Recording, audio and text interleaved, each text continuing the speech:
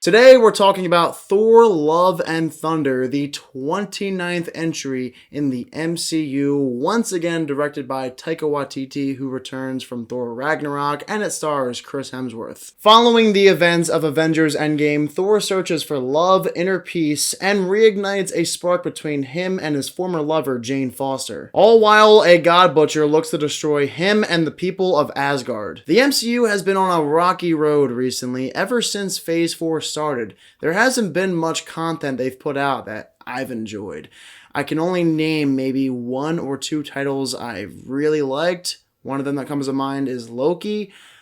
Other than that, in terms of the films they've put out, somewhat Spider-Man No Way Home, and that's about it. And their latest theatrical release, Multiverse of Madness, was awful, so I didn't have much anticipation for Thor 4. As of now, my biggest positive for Thor Love and Thunder is that it's definitely better than Doctor Strange 2. It's better than almost every film they've put out in Phase 4 and TV show.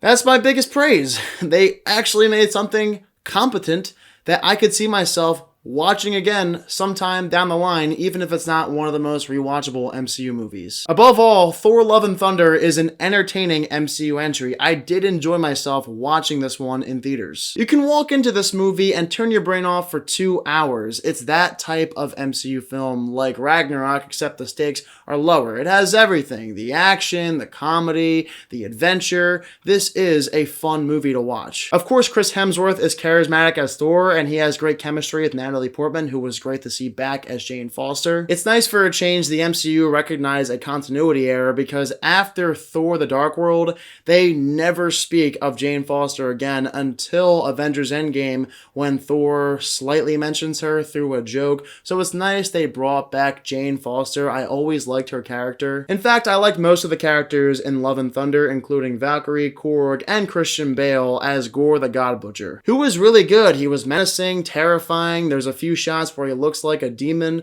Truly scary stuff. Christian Bale nailed it as Gore the God Butcher. I just wish they gave him more screen time. He has an interesting backstory, and yet he only has about 20 lines in the movie. That's not enough. But most people will praise Thor Love and Thunder for its lighthearted, humorous tone. And don't get me wrong, I didn't mind all of the humor in Thor Love and Thunder. It's a funny movie. A lot of the jokes land just like they landed in Thor Ragnarok. But my biggest problem with Thor Love and Thunder is that I had a very difficult time taking this movie seriously, because they chose to focus so much on the humor that it overshadowed the overarching story. It's way too funny. Clearly they listened to fans who love the humor in Ragnarok. They wanted more, so the MCU granted them more. Thor Love and Thunder rarely goes a minute or two without a joke. It feels like every 30 seconds Thor or Korg or Valkyrie says something funny,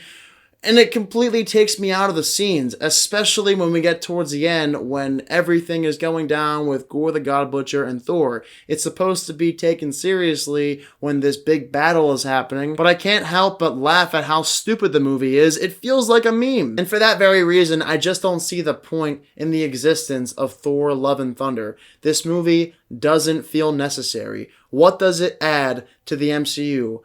I get it. Thor has some character development in Thor Love and Thunder, but is it enough to say that this movie was completely necessary? Sure, I'm glad that they re-explored the romance between Thor and Jane. It felt like that needed to happen at some point, but they could have done that earlier in a different movie. Thor Love and Thunder to me is kind of like Toy Story 4, not the most necessary entry in the franchise, most likely the least necessary, whereas Thor Ragnarok is more like Avengers Endgame / Toy Story 3, where all of the stakes are on the line.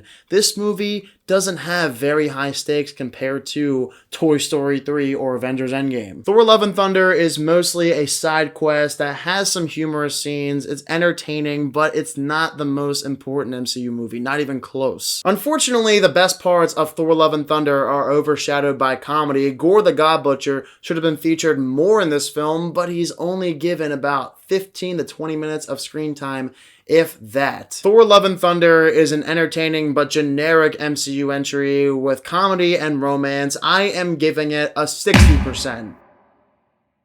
Also, why does Russell Crowe look like this in Thor Love and Thunder as Zeus? When they said they were casting him as the character, I thought he was going to look like this, the same way he looked in Man of Steel. So cool, but he looks silly and I don't take him seriously. I wonder too if they're starting the trend of bringing back former love interests in the MCU, if we'll ever see Liv Tyler reprise her role from the Incredible Hulk. That would be really cool. But if you guys also happen to see Thor Love and Thunder, what are your thoughts? Let me know down below in the comment section. And of course, as always, if you're new to my channel, click the subscribe button and give this video a thumbs up if you enjoyed it. Thank you all so much for watching this video, and I hope you all have a fantastic day.